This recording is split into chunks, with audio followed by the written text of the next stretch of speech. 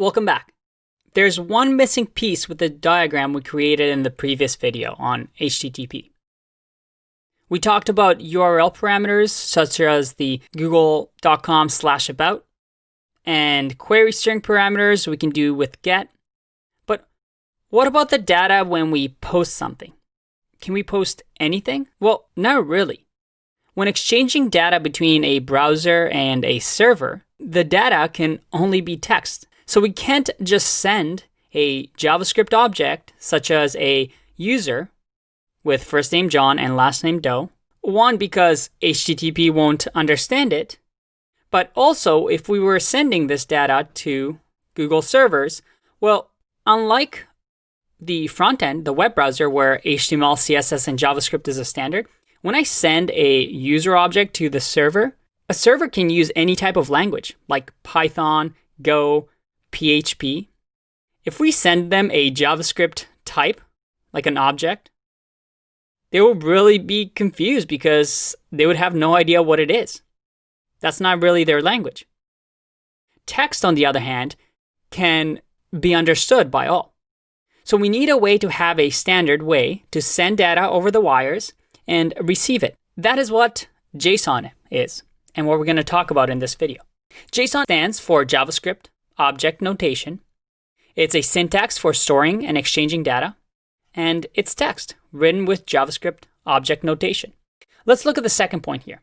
JSON is a syntax for storing and exchanging data. It's used to send data between machines. Is it the only way? No. There's also XML. Both XML and JSON can be used to receive data from a web server.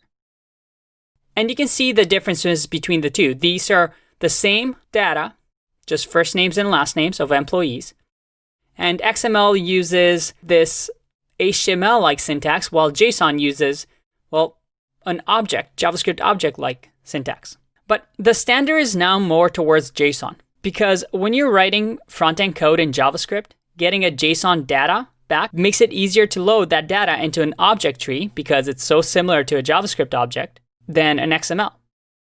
And JSON format is a more succinct way which saves bandwidth and improves response times when sending messages back and forth between client and server.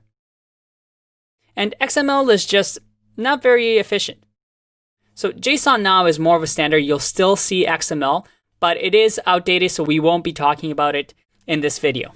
But they both are used to transfer data between two machines that might not speak the same language. JSON, however, although it looks similar to JavaScript, it is a little bit different. It has these double quotes for even properties. Everything has to be a string and wrapped around double quotes. And, well, it looks like it's a object syntax. But JSON can be read by any language.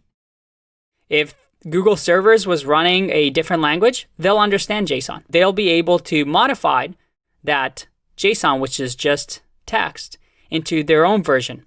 So now we can convert this into a JSON object, send it over HTTP, and then the Google servers, or whatever it is, will change it to their own language, understand it, and then send a response again. Let's say, for example, it was returning the user has money, $345. Well, it will then modify this to JSON, send it over the wire, and then the web browser will change it from JSON to JavaScript. But how can we do that? Luckily for us, JavaScript comes with its own JSON function.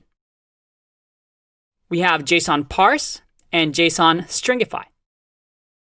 With JSON parse, if we had JSON, again, this form, we simply wrap it as the parameter of parse, and it will return a object. In the opposite way, with stringify, we can give it an object, such as the one we just created, and it will return JSON.